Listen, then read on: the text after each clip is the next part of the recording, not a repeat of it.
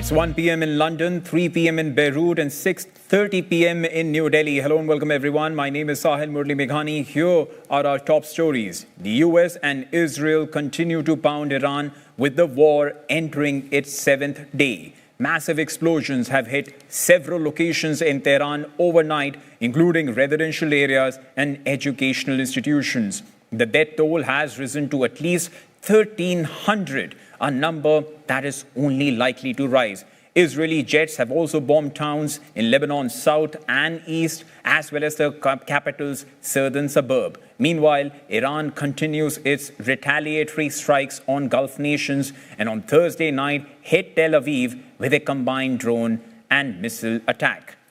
Now, as U.S. aggression in the region intensifies, with President Donald Trump saying the destruction of Iran, and I quote, is ahead of schedule, world leaders are weighing in to varying degrees. Spain's Prime Minister Pedro Sánchez has emerged as one of the most vocal critics of the U.S.-Israeli military war on Iran. He has called the airstrikes unilateral and dangerous. He has also refused to allow U.S. force to use Spanish bases for operations against Iran. His government says it feels let down by other European leaders, many of whom have called for restraint, but stop short of directly criticizing the strikes.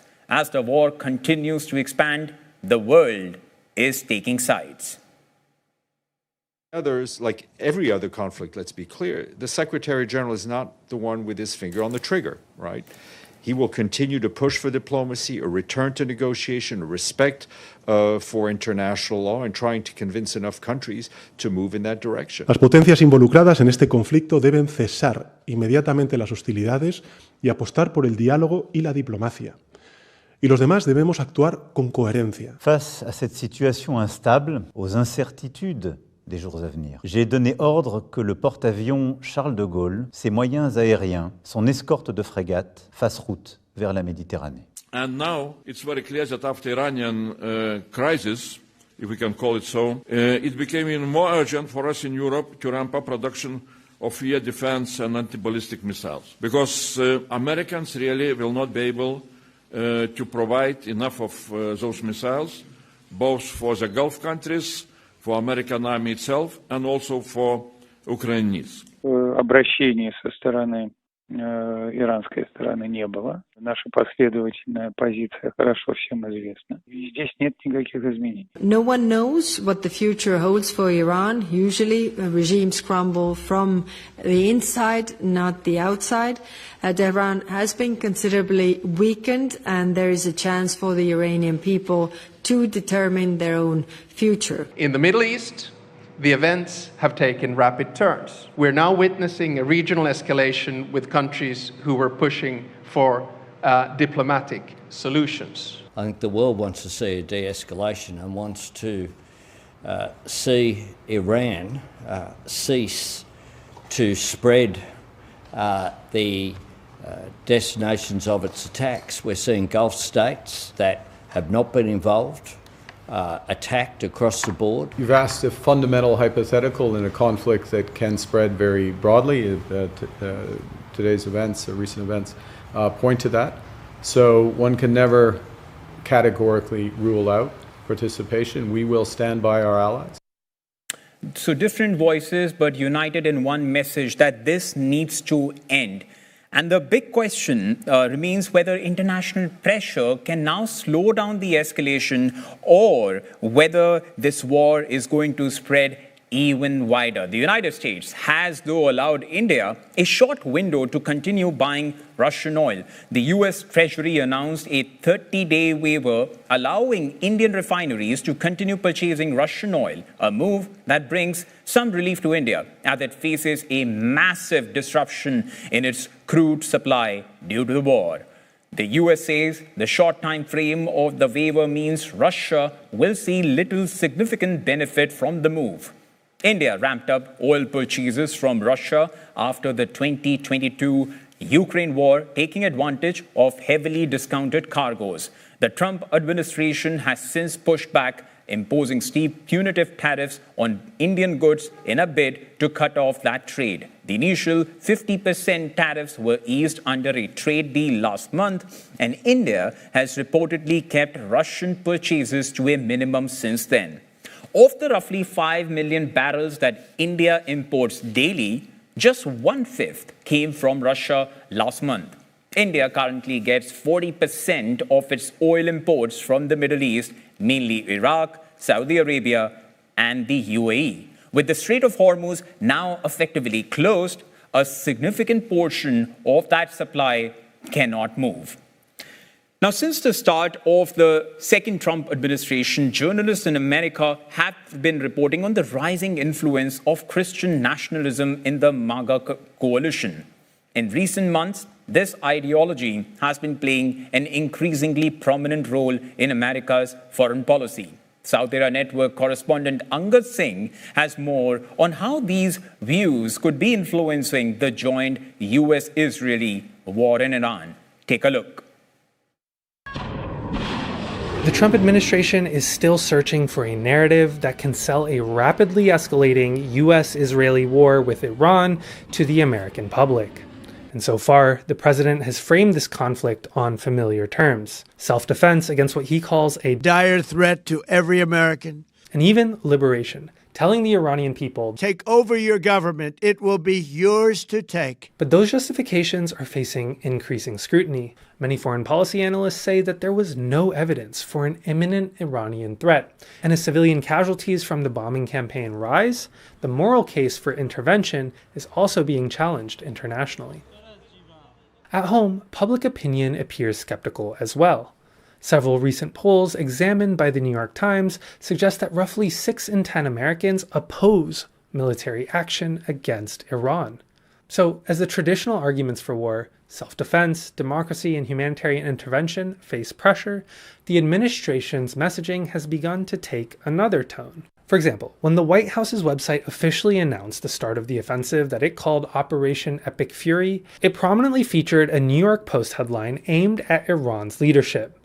And now, demonizing enemies is nothing new in wartime, but critics say that the rhetoric emerging from parts of this administration is beginning to frame this conflict in much broader terms. Not simply a geopolitical dispute, but a clash of civilizations. And that framing may carry far-reaching consequences.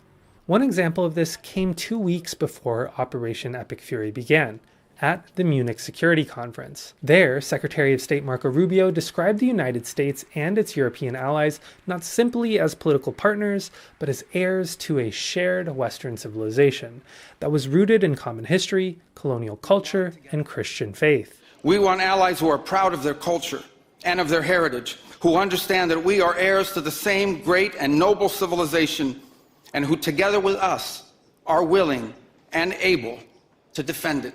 Now, since that speech, many of the European governments present in Munich have backed the US-Israeli war in Iran. The historic context here is important. Iran's current government came to power in the 1979 revolution, which overthrew the US and UK-backed Shah. Now, the Shah himself had been brought to power decades earlier, after a CIA and MI6-backed coup removed Iran's elected prime minister, Mohammad Mossadegh, following his attempt to nationalize the country's oil. So against this context, Rubio's language of civilizational struggle carries historical echoes. But apart from that, inside the US military, watchdog groups say that religious rhetoric surrounding this war is also raising alarms. The Military Religious Freedom Foundation says it logged more than 110 complaints from service members reporting that commanders were tying the Iran mission to Christian prophecy. And that tone might be influenced by the leadership of the Pentagon. Secretary of War Pete Hegseth once authored a book called American Crusade. He has Crusader-era symbolism tattooed on his body, and less than 2 weeks before bombing Iran, he invited a pastor who calls for a Christian theocracy in America and believes that women shouldn't have the right to vote to lead a Pentagon prayer service. And now, describing the campaign in Iran, Hegseth's rhetoric emphasizes overwhelming domination. Iranian leaders looking up and seeing only U.S. and Israeli air power every minute of every day until we decide it's over. This was never meant to be a fair fight, and it is not a fair fight. We are punching them while they're down, which is exactly how it should be. Language like this reinforces the perception that the conflict is no longer simply geopolitical, but something closer to that civilizational or even a theological war. And that framing plays directly into the strategy of the Islamic Republic. See, for decades, Iran's leadership has portrayed confrontation with the United States and Israel as part of a broader struggle between the Muslim world and Western and Zionist domination. And Iranian officials say that the assassination of the Ayatollah, who serves both as a political leader and one of the most influential Shia religious authorities, has strengthened this narrative. In an exclusive interview with Dropsite News, Iran's deputy foreign minister argued that the United States had transformed this conflict itself. They turned this war of aggression into a sort of civilizational religious war. That was very reckless. So that's why the Muslims across the globe are badly mad. It's moments like this that can trigger what political scientists call a rally around the flag effect, where external threats strengthen domestic support for a government that's already under pressure. And that reaction is already spreading beyond Iran. Protests have erupted in several countries with large Shia populations. In Karachi, U.S. Marines opened fire on protesters who tried to storm the U.S. embassy, killing 10, according to U.S. officials. And for Tehran, these aftershocks are helping them transform the narrative of the war, from survival of a single embattled regime into a struggle that's tied to religion, identity, and resistance. And that shift could make this whole entire conflict a lot harder to contain. See, wars are fought not only with firepower, but with narratives. And right now, the Trump administration says its goals are straightforward: eliminate the regime that it views as a threat to the American people and support the Iranian people against their oppressive government. But the language surrounding the conflict from his other officials, from warning about defending Western civilization to religious rhetoric circulating within the parts of the military, suggests that this war is increasingly being framed in civilizational terms. And that framing carries risk. Because when conflicts are cast as battles between civilizations or faiths, compromise becomes far more difficult. And for Iran's leaders, it reinforces a message that they've already been promoting for decades, that their country is resisting Western domination, a narrative that's rooted in their history. So if this war begins to be understood through that lens, and not just the strategic confrontation, it becomes another chapter in what is a longer struggle with the West. Because once this conflict is framed as a war against civilization itself, asking for peace can begin to look like defeat. That was Angad Singh reporting for South Era Network there. And with that, we have come to the end of this edition, but news continues on South Era Network. Thanks for watching.